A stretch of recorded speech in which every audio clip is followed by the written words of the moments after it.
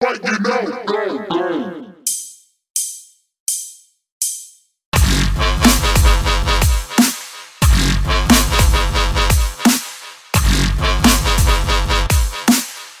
What is going on, fellow sports fans? It's your favorite history teacher, Mr. Parker Ainsworth, here in another edition of F in Sports, the podcast where teachers grade sports' biggest issues.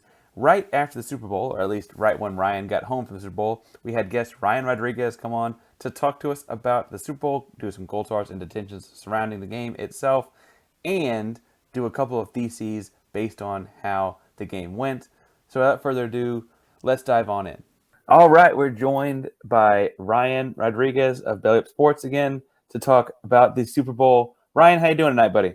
Doing well, Parker. Doing well. Enjoyed our final night of football for sure. Final night of football. I think I saw a tweet that said for 207 days. I guess the USFL may be coming back somewhere in the middle there. I don't know, but I don't know if I'll be watching the USFL. So yes, it'll be a while with no NFL football. It's always a good break. You know, it's always nice to have a break. It's been, I don't know, 21 weekends of football basically, minus last weekend. So it'll be nice to have a break, watch the basketball, recharge, and then be ready for the season. Maybe we'll look at prospect draft stuff. I will say absence makes the heart grow fonder. By this point, I'm always like, oh, I've had a lot of football. And then, in a week, I'm like, oh, what are you doing Sunday now? Exactly. Watch the ABC special basketball games. Doesn't quite hit the same. Speaking of watching stuff on TV, we're going to jump in with some gold stars. My first gold star is going to go to the Avocados from Mexico commercial, in which they reenacted a crazy tailgate, including jumping through tables and stuff like that in ancient Roman times, in front of the Colosseum. I thought it was really, really funny. Laughed at several different points of the commercial, including Caesar walking away, putting avocado on his salad, talking about how much he liked salads. I don't know why that was just goofy enough to work for me. That's my first gold star. What's your first gold star, Ryan? My first gold star, keeping it in the commercials division, was the keeping up with the Joneses or Jonases, I guess, as Joe Jonas tried to include himself with that, and utilizing Tommy Lee Jones looking like a curmudgeon and acting like a curmudgeon as well. What he said was "Who is that?" or something. I thought that was funny, and we were all trying to figure out at the party I was watching it, okay, what's this angle of the commercial? And then when we saw Leslie Jones, the third Jones, it was oh, it's keeping up with the Joneses. Okay, this is pretty funny. So always ones that can get like you kind of said, those nice little subtle laughs from being creative is good in the commercials. I couldn't even tell you what they were selling. Trucks. That's all I know. I don't even know what brand, but they made me laugh. I will remember the commercial. Something about trucks. There was also a Disney Plus commercial with goats I thought was particularly good. I would also throw, if we're throwing out gold stars random commercials, there was a Mick Ultra commercial where they're all at a bowling alley, and I was like, yes, Peyton Manning would definitely be a bowling alley. I had seen that one actually debuted last night during the Warriors-Lakers game, and then they showed it, longer today. It was interesting casting because it was Peyton and Serena Williams and Steve Buscemi. I'm like, okay, this is random, but I can get behind that. I did in the crypto craze that we had of commercials in the Super Bowl that was predictable. The Larry David one, because I love Larry David, definitely made me laugh when he said when he wasn't going to invest. He's like, I'm never wrong about anything like this. So I thought that was pretty funny. What did you make of the LeBron James, and I've already seen it turn into memes, old LeBron James talking to young LeBron James about the future or whatever commercial? Do you remember that one? Yeah, and it was a Crypto.com commercial. I got a couple thoughts. First, yes, Crypto.com, good job also securing not only the naming rights for LeBron plays, but also LeBron. Okay, I see what you're going with there. The CGI was really good. Young LeBron looked pretty dead on. Young LeBron. I thought so too. Hair looked better than it does when I watch him in a basketball game, and that was good job by them too. It was one of the few commercials that I do really remember. So I guess they did a good job on that, and maybe they just putting LeBron in a commercial will make me remember. The funniest meme I've seen so far is a screenshot of when he's sitting next to his younger self on the bed, and he's got his hands I'm about to tell you something important, and the caption. The caption is, veto the Russell Westbrook trade. Oh man. Well, yeah, there's been in a separate category. There's been a lot of mileage on that whole situation in the last week and a half via NBA Twitter. It's been yes. I will say if that becomes a meme, that may be like a retroactive gold star of the future. It was all it's like you said, it was all crypto and electric cars though. It was all that was the whole thing. It was. It really because even I do remember this one, Chevy Silverado with Jamie Lynn Siegler being mezzo soprano and doing the same drive that Tony does for the opening credits for The Sopranos. I was like, okay, come on. And then you guys end up at the diner where the show ended. Like, okay, this is too on the nose, too on the nose. You're trying too hard there. Not as clever as Keeping Up with the Joneses. My only, like, if I'm staying within the parameters of the game and doing gold stars, I was thinking about individual performances. I'd say the halftime, the show in general, I thought the stage was particularly, like, after having lived in LA for a few years, the homes felt like Los Angeles, the map of Los Angeles. It's a black and white party and the way everyone else is dressed, but Snoop Dogg shows up in blue. Like, it was very much he was the very city much, of LA. Snoop Dogg was very much cripping it. For sure.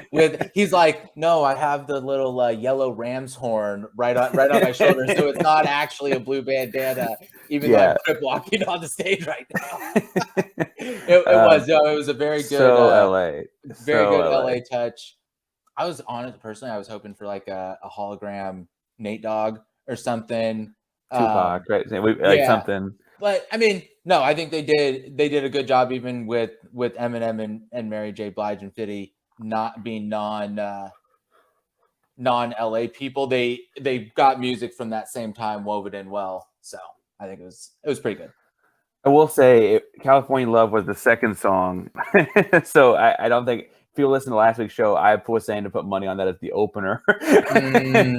So, I got a lot of things started right. With Still Dre, right? Still Dre. Yeah. That was tough. I got the opener for Eminem, even though it was like, because I said that he's coming out with Forgot About Dre. Yeah. But he only like did it as he was rising up, and then he changed immediately to Lose Yourself. So I'm still going to take the victory on that one, even though he didn't like really perform it. He just you just got kind of the riff of it. Yeah, exactly. As far as performers from the stuff around the game go, I'm gonna detention The Rock. We both talked about this before the pod. The Super Bowl doesn't need a hype man of any kind. Why was The Rock this like weird hype man? I saw one funny tweet that was, "Is The Rock filibustering the Super Bowl?" He was. Dude, they literally had the kickoff teams on the field ready to go, and he's like, I'm here, guys, at the numbers on the 40-yard line, and I'm talking this game up right now. Like, he was never good enough to play in one, so let's give him a chance to talk at one. I don't know. And his arms were also way abnormally too big.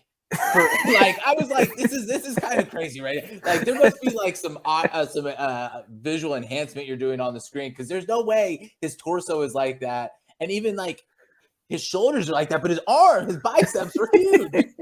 There might be enhancements. I don't know if it was visual or not. Do you have any detentions from the Super Bowl day?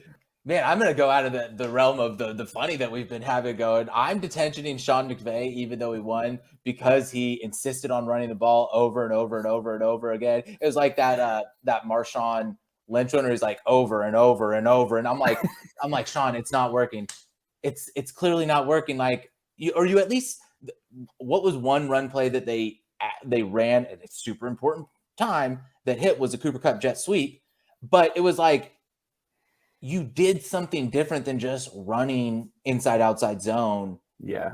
And they weren't even blocking well either, but it was like you got yourself to the perimeter and like at least did something quick that could give you a chance. And like so many of the run calls, I mean, he's lucky that their D-line in the second half, who would be another gold star, just the Rams defensive line.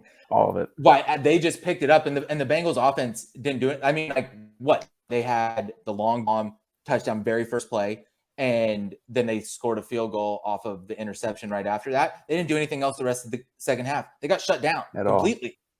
Yeah. So The interesting thing about the Rams running the ball too, it's like you said, the only productive run play was the jet sweep, and it really like Cup makes a deke at the Yeah, line of I mean, it scrimmage. was more just like he put his foot in his ground and it still only got like 4 yards. It was productive because it Yeah, converted, but not necessarily because it was like a very well, like a good run play.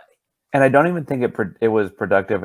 I would need more analytics to be sure on this, but from the eye test in like setting up play action or something, right? It wasn't like they like bid on stuff and then they went over Yeah, the top. but they did get some plays because like they got the throwback to Henderson down the side off of play action. Right before that, they had gotten another under, but it was just like the Bengals run defense was there and your front was not blocking well, but combination of both, you just I mean, you don't want to throw the ball 55 times a game, but The Henderson throwback to me also, and this is too football coachy, but anytime you see 91 chasing 27, you throw it to 27. Like that, like that. Mhm. That I don't know how much that was play action versus a bad spot, but it did work.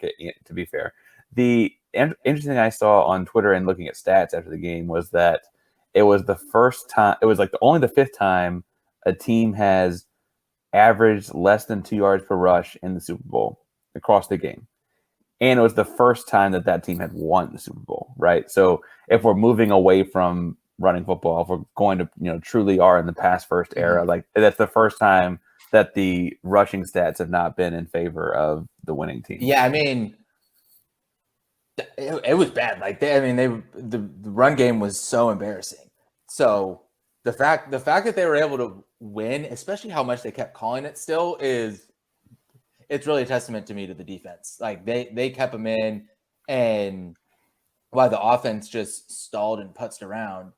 And what do you know? When they went to a drive where it was like mostly going to be passing, they moved the ball down and they scored game-winning touchdown. With short passes. Correlation is not causation, but I mean, I was also right now. Speaking of a drive full of short passes, we do have a couple theses to look at from the game. Obviously, we're going to talk about Cooper Kupp, a little bit about Aaron Donald, a little bit about the Rams. We're going to try not to badge the Bengals too much. I will say, funniest tweets of the night have all been Eli Apple themed. Do you have any Eli Apple themed burns or anything you've seen out there just because he just got scorched? Yes, before the week, during the week, I saw a tweet that said it's messed up for Cooper Kupp to be doing this to Eli Apple during Black History Month. And so I thought that was hilarious. And then the fact that Eli Apple gave up the game-winning touchdown where he got roasted by Cooper Kupp. So it was like a nice premonition. But then this one was really funny just because this guy lost 2 weeks ago. So Mecole Hardman, and I guess him and Eli Apple were going, and Mecole says, Eli Apple, wish you were a better corner, bro. That the game-winning touchdown wouldn't have been scored on you with the palms up shrugging emoji. And I'm like, the audacity to send that tweet 2 weeks after losing You're at home. I know, is hilarious. And I respect Mecole Hardman 100% for doing it because it doesn't really matter. And all it does is make me laugh. So I think it's perfect. I saw a follow-up that had Mecole Hardman holding his championship ring. I was like, I guess that's why he feels like he can talk. My funny tweet I saw was Emmanuel Acho tweeted out, "An apple hasn't ruined this many lives since the Garden of Eden." And Oh man, that's like, funny. oh man, That's funny. Yeah. Eli Apple, I'll say this. That guy also has bravado, kind of like Mecole's showing. So he's got to be able to take all the crap the smack he's been talking over the last month. Like to give up the game-winning touchdown, dude. Oh man. Tough. It's just turnabout's fair play. Like the same way that corners, I mean, you have to have such crazy confidence to be at any point, like if you mess up, you're done. Like if you mess up, you give up a touchdown. And Jalen Ramsey saw like I think the initial call with he slightly misstepped and we saw he got ripped down by his face mask, but like it gave him a touchdown. That corner messing up gives up touchdowns. To have the confidence to do that job requires the kind of confidence that I'm assuming can take this because he's been giving it for a while now. You better be able to, man, because you were asking to get it if something bad happened. All right, so without further ado, let's dive into our first thesis. We're going to dive to the other side of that Eli Apple game. Cooper Kupp had a great game. Cooper Kupp was Super Bowl MVP. He was also Offensive Player of the Year in the NFL this year, as announced earlier in the weekend, I guess I should say, at the NFL Awards ceremony.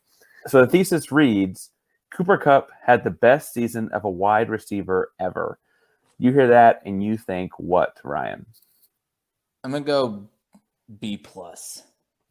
B+. I was thinking an A-. I wasn't quite. I was going to give myself some wiggle room. So let's dive in. All right, Ryan, you want B+, a little bit lower than myself. What are you thinking? I'm thinking that I almost gave it an A-. So we're thinking along the same line. I guess probably for me, it mostly comes down to personal preference because I'm looking at this Field Yates tweet and like 2,400 yards, 22 touchdowns, Triple Crown, unanimous All-Pro, Offensive Player of the Year, Super Bowl MVP. He did something in 1 year that only Jerry Rice is the only receiver to ever do it over his career. So that's why I wanted to give it an A, but I guess the personal preference is Cooper Kupp doesn't put the fear of God in me like somebody a la Randy Moss would. And for me, that I guess a little bit of that has to come out with the statistical dominance as well.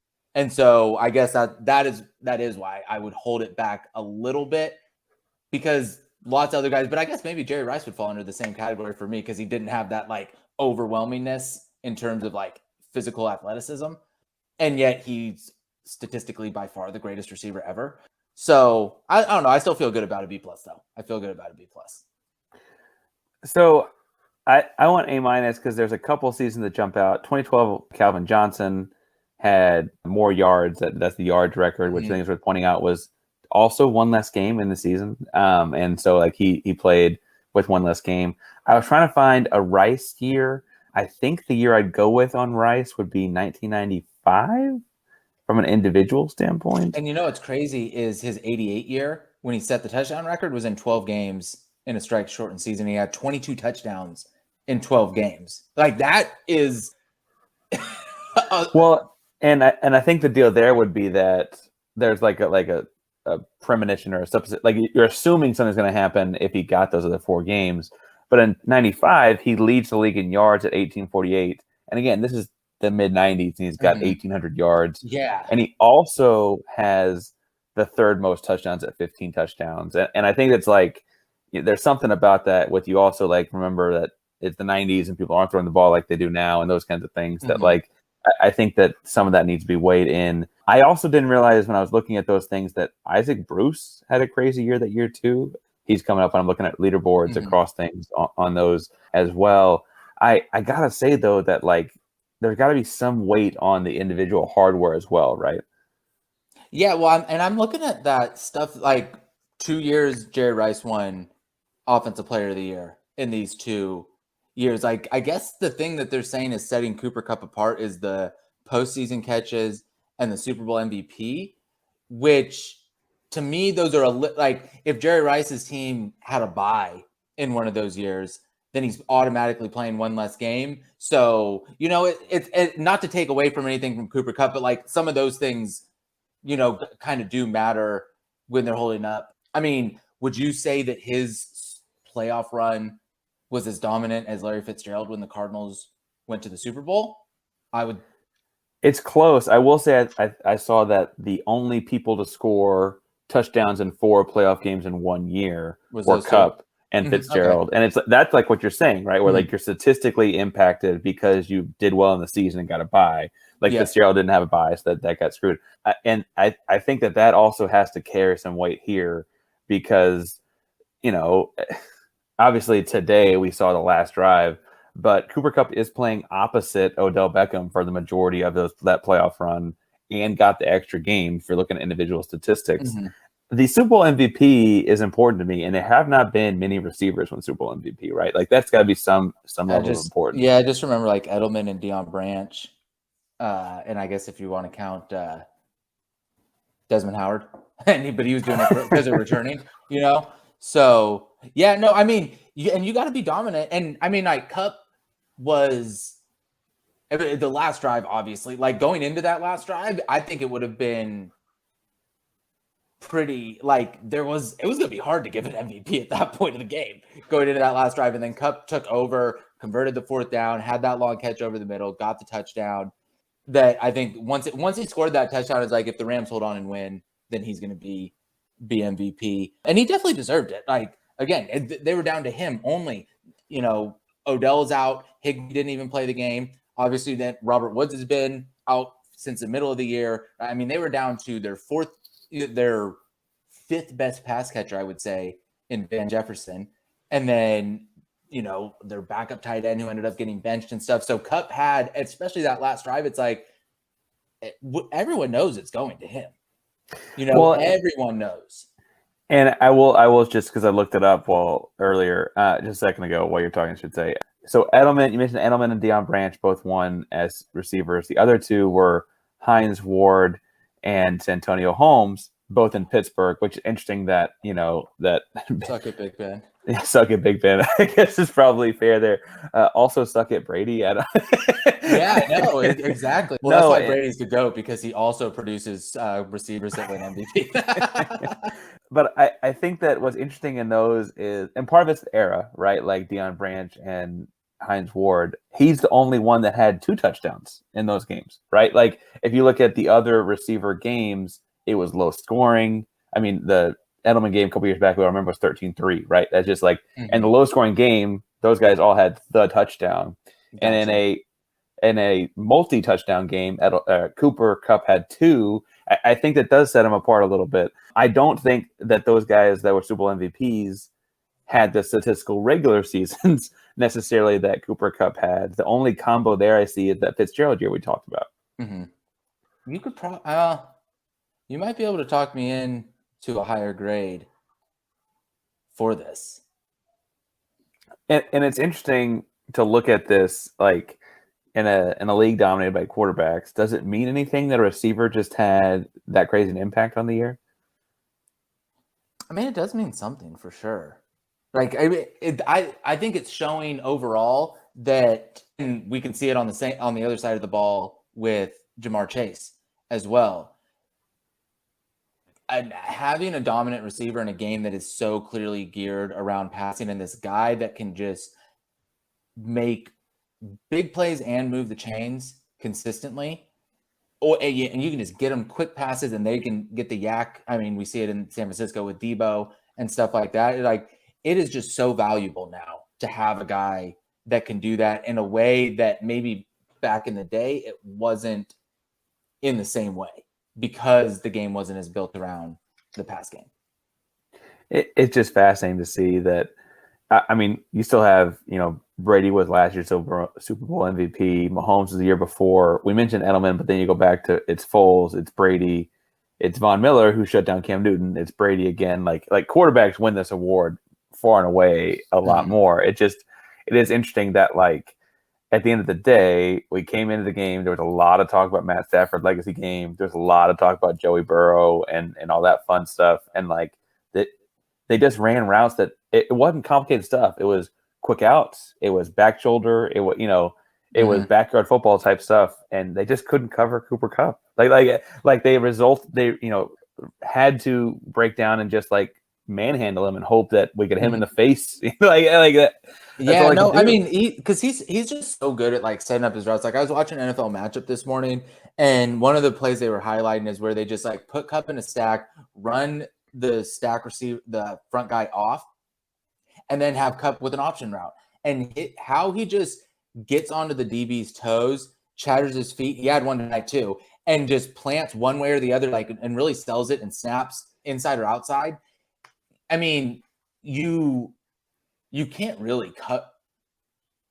You got to get your hands on him. That's the only way, because if you don't, he's got a two-way go, and he's just playing off your leverage, and he's smart enough to make you wrong so many times that it's important. And we see that through all the top receivers now. They really do have that ability. We're honestly trending a little bit away from like the really big, just like true split out. I mean, like a Calvin Johnson type, a Julio Jones, where it's like they're not really going in the slot. They're not doing like shaking you. I mean, Jamar's got some of that. Justin Jefferson has that. Diggs has that. Cooper Kupp has that. Debo has that. So yeah, with people like Calvin, Julio, those guys back in, I mean, not even that long ago, Larry Fitzgerald even, and Fitz would play in the slot, but they weren't the guys that we see now that are just quick, shifty, and we see it across the league. You got Cooper Kupp, Debo, Stephon Diggs, Justin Jefferson. Jamar does it. Some not quite as much. He is a little bit of a thicker, bigger guy. I mean, honestly, we really saw it with the rise of Antonio Brown and like what he could do. Even AJ Brown does a lot of that. We see like Tyler Lockett is someone able to do that. He might not be quite in that echelon of those guys, but still very, very good. And we're seeing, I guess, less of like the DK types being the younger ones that are coming in and doing this. And I mean, it makes sense with just how much more sophisticated you have to get now in the pass game to get open. What happened this year, we saw with just more too high shells and like how defenses were blitzing less and really trying to shut down the big plays. And so how do you create big plays? Well, you create opportunities for Yak, and you not only scheme wise, but with the guys that you have catching the ball and being able to just shake and go. So After talking a lot about Cooper Kupp having the best receiving season of anybody to ever played the game, he ends that season with the Super Bowl MVP and maybe a minor concussion, but like he's walking on the field very, very happy, very in a very, very good mood, right? Aaron Donald makes, I mean, unless you want to call the kneel a play, makes the last two plays of the game, really, to kind of seal the deal for the LA Rams. And so our next thesis reads, Aaron Donald should have been Super Bowl MVP. You hear that, Ryan, and what do you think? I'm going to go with an A- because I'm fighting for the D lineman. Well, now you're making me feel like a bad line coach. I was going to think like a C+ or a B-, so I'll go to a B-, but all right. We'll talk about it in a second. All right. You were much higher than I on this one, Ryan. So explain to us why a defensive tackle is clearly the most important position in football. Oh yes, exactly. That get out of here, quarterbacks. Get out of here, quarterbacks. No, I thought what Aaron Donald was able to do in the second half, and it really started with that play where he pushed down Burrow on the scramble, and it was just a perfect like I'm super strong and I'm going to make sure you feel this push down right here. And after that, he got a sack to end that drive and force the field goal on third down. He got a second sack later in the game when the defensive line just started taking over. As a defensive line coach, it's not always like you look. I think he had 4 sacks total, 2 sacks, 2 tackles for loss. Nothing eye popping. Von Miller also had 2 sacks. They had 7 total, so that it was a team effort. But like when you have this dominant defensive lineman, he sets up everything else, whether it be in the stunts or whether taking on drawing extra attention with double teams and stuff, where they're going to slide their protection, all that good stuff. And he's able to control the game. And then, like you said, the second to last play he made was a run play where he just forklifted the offensive lineman into Samaje Perine. And I don't even know if he got a tackle for that, but he was the reason that ball was stopped a yard short. And the Bengals had to go for 4th down there. And I guess I've seen some I wouldn't say questionable MVPs, but ones where it's like they kind of give it to the legacy guy.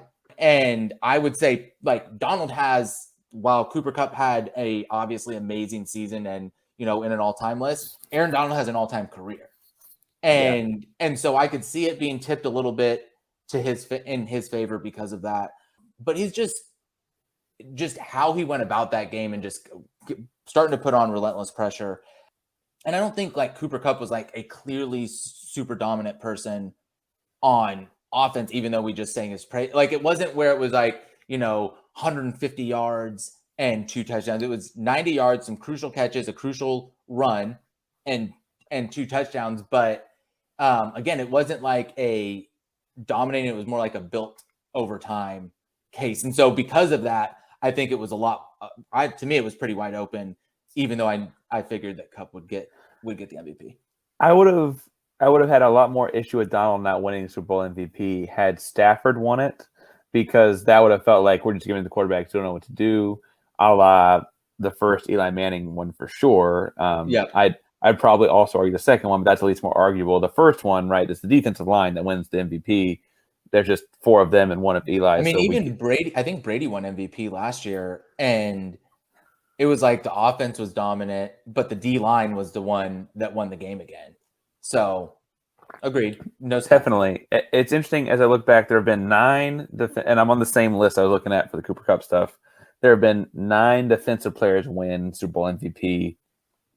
Von Miller, a few years back, right? 6 tackles, 2.5 sacks, and the big forced fumble on Cam Newton, right? If you go back a little bit further than that, you're going to Dexter Jackson and Tampa Bay when they beat Oakland, 2 first-half picks, and right? I think he had a pick 6 too. One of them might go in the house. On further back in the 90s, back when the Cowboys were actually relevant and good, Larry Brown got, or I think I'm in the 90s. It might be too far back. Anyway, I think I'm still in the 90s. 2 interceptions, right? Recurring theme here is that the defensive players get it when they also get the ball. Not that they're playing offense, but like when they get the turnover. And as good a day as Aaron Donald had, had he forced a fumble on that 3rd down play instead of just stopped the play, maybe. Or had he had a tip ball that led to an interception, or some way you could argue he forced a turnover. And from a turnover perspective, while I had other issues with their offensive game plan, the Bengals were clean, right? No fumbles, no picks, and that's kind of rough. Very few penalties, even. Yeah, until the last drive on defense, really. They had 2 or 3 before that drive, and one of them was the dumbest one we've seen probably ever. Dude, that guy should have gotten attention. Vernon Hargraves, dude, what are you doing in slides, man? Come on. He had to go out there and do the gritty with his teammates. Oh gosh, dude. So I guess my thought there is that if that's the bar, I guess I get it. I watched that game though, and the Collinsworth kept talking about A'Shawn Robinson, who did have a good game. As I look at the box score, other guys had more tackles, and they've got Donald down with 2 sacks. They also had Von Miller down with 2 sacks. So I guess that's, whatever. Also, they had both in the same D-line. Crazy. But I felt the impact when I watched the game in a way that I can't quantify with stats without getting someone to break down the percentages of double teams and triple teams and those kinds of things with Donald. I mean, the way they had to shift their game plan to keep him from making plays, and then he still made the last 2 plays. I don't know how else to be what do you hand the guy? Maybe, I mean, if you had an offensive and defensive MVP, I guess it'd be a little different. But I don't know what you hand the guy to validate what a great performance that was. Yeah, I mean, I guess you do bring up a good point with the turnovers, and I guess when you're comparing the 2 people then who we're talking about mostly here with Kupp and Donald, Kupp had 2 touchdowns, had those 2 super high impact plays compared to Donald didn't end up having a play like that, even one.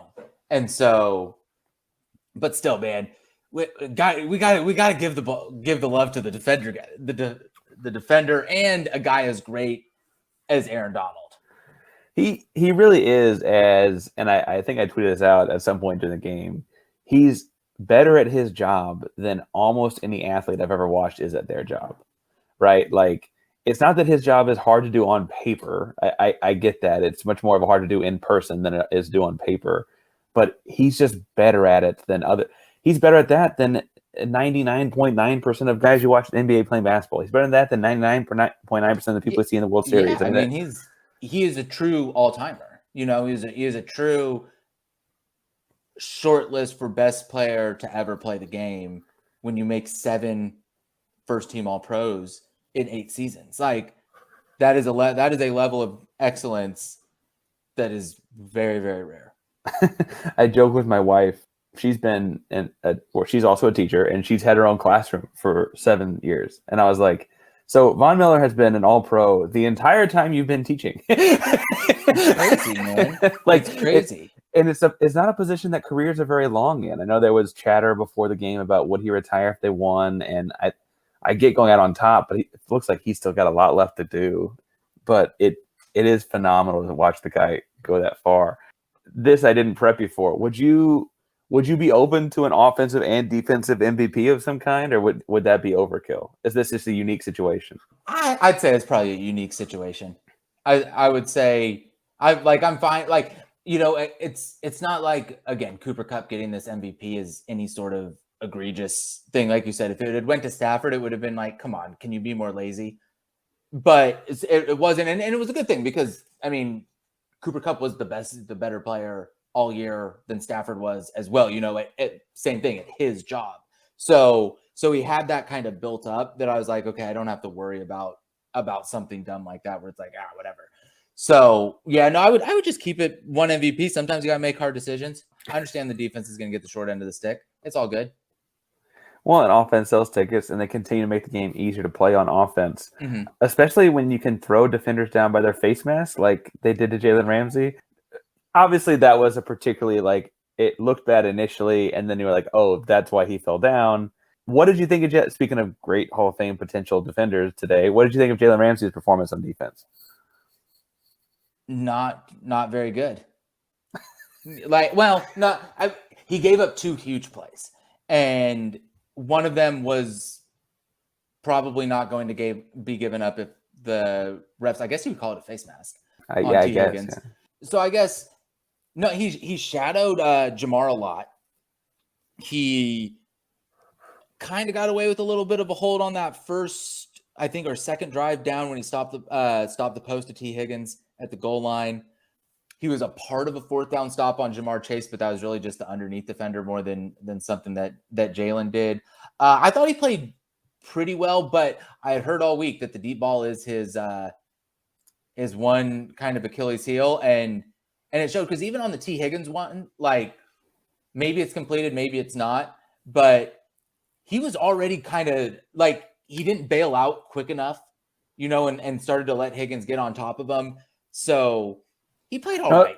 The face mask would have saved him because he was beat. Yeah, he did get face masked, but the face mask would have saved him. I don't think his coverage before that was that great, and obviously Jamar hit him, got him on the 46-yarder as well. So he shadowed Jamar, and Jamar Chase had 5 catches for 89. I had to look that up. I don't remember the top of my head, and 46 of that was one play. On one. So you break it. So what, you're looking at like 4 for 50. I think that there was one play.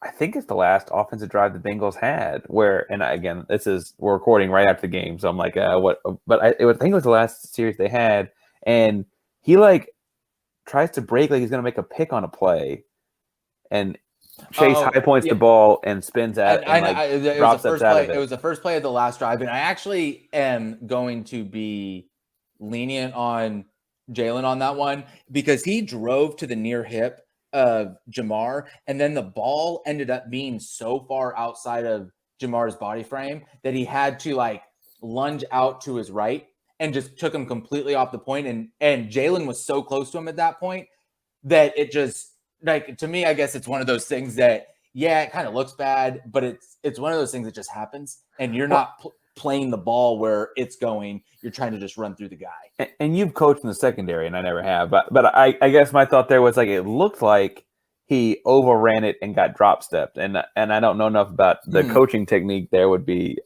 I think that it's just interesting that that's another big play. Yeah, no, he gave up big plays. Really, outside of that, it was either a big play or nothing or not open. And I don't know what. Would I rather my guy not give up the big play, but give up, 12 catches for 100 yards or something, something smaller? I'd probably rather not give up the big play. Yeah. That's why a different corner this year, Trayvon Diggs, where he had an obviously very boomer bust year, but the reason that you could live with some of the busting was because his boom, he got so many turnovers, he made so many impactful plays to kind of offset that. But that's also why you would say, it's not like I'm saying Trayvon Diggs is the best corner in the league just because of those interceptions. Because it's when you're giving up huge plays, and that is hard on a defense to stay consistent when it's just 3 plays, boom, long bomb, For sure. Obviously, you did some pre-Super Bowl stuff with your folks over at the Coastal Connection. Ryan, tell people where they can find you. When are y'all wrapping up the Super Bowl and those kind of things? I know you're also writing with Belly Up Sports, so tell people where they can find that kind of stuff too. Yeah, so the Coastal Connection, I don't know when my buddy's last basketball game is. So typically as Wednesday, so we'll either record Tuesday or Thursday. Should be a fun one because one of our co-hosts is a Rams fan but does not like Sean McVay at all. And we've just been talking so much smack to him, like, wait till Sean McVay wins the Super Bowl this year. And he's already texted us that he can't record this week because he knows how much we're gonna get on him. So that'll be a fun one. And I will say I was right on my pick of Bengals covering and the Rams winning. So I did feel good about that one. And then words wise on Belly Up, I tweet everything out on my Twitter. The thoughts of R2. Been trying to get into a little bit more old school blogging and doing some roundups of funny stuff on NBA Twitter, which the trade deadline, specifically the James Harden, Ben Simmons trade, was a treasure chest led by a certain center for the Philadelphia 76ers. So that Joel tweet, that's the article in itself. I know I'm trying to be like, how can I like write about more than that? Because it was just, did you see his response after when they asked him about it? I just saw the one where he standing. He said something to the effect of like, "Oh, I just like saw the picture and I thought the guy was well dressed and had a lot of swag, so I thought that I would tweet it out." I'm like, dude, you are very good at this game. You're very good at this troll game. So yeah, I'll write that tomorrow on Monday, and so it should be up by Tuesday for sure. But yeah, no, having some fun doing that. I feel like I'm back like reading SB Nation stuff back in the day, and so that's a lot of fun because I don't get enough time to watch as many games as I would like because I don't get done working out home and everything till like 7:00. So it's only and you're really on the West Coast, so 7:00. Yeah, exactly. So it's like Eastern. It's Laker games. At least the Warriors are good. The Lakers are not fun to watch. Clippers, they're a hard playing team, but it's like they're just getting through the season. Obviously, the Blazers aren't any interesting to watch either. And then I fully confess, the Suns just annoy me. Like this, only Mikal Bridges doesn't, and basically everybody else on their team annoys me. So I try and just catch the end of their games because they're always close, and then I just watch Chris Paul and Devin Booker like maestro a point every single possession, and it's like, okay, I can handle that, but watching you guys all the time would not be nearly as fun. So perfect. Check out the Coast Connection and Thoughts of R2 on Twitter. Thanks for coming on, Ryan. Thanks, Parker. Okay, Parker, so the thesis statement for this commercial is James Harden has the best beard in sports. What do you think about that thesis statement? Oh, I give it an A. You know, as a Houston guy, we seem to have an affinity for our beards between guys like him, Dallas Keuchel, lots of big beards in the Houston area. What do you think about the thesis? So I'm a Jets fan, and I absolutely love the beard that Ryan Fitzpatrick has. So maybe I would give Ryan Fitzpatrick the nod over James Harden. But you're talking to a couple of bearded teachers, and we know a thing or two about making sure that you maintain that mane. So check out the Beard Struggle. The Beard Struggle, they make oils, they make balms, they even have this heated comb to make sure that you get your beard straight so that you're looking fresh. I know I've really enjoyed using the oil they make for my quarantine beard of sorts. It's nice and long these days, but it helps keep it nice and healthy and hydrated. And if you're listening to our show, you can use FN Sports 15 and get 15% off your oils, your balms, your shampoos, conditioners, whatever you need to use to keep your beard looking healthy. Absolutely. Check out the Beard Struggle at thebeardstruggle.com. Whether you're just starting to grow or you have a luscious mane already, the Beard Struggle's got all the products that you need. The Beard Struggle. Feast your face. Friends, do you feel like you've successfully recapped the Super Bowl? Big shout out to Chris Sliwa, that's Chris_Sliwa7 on Twitter, for all the great editing work he's doing.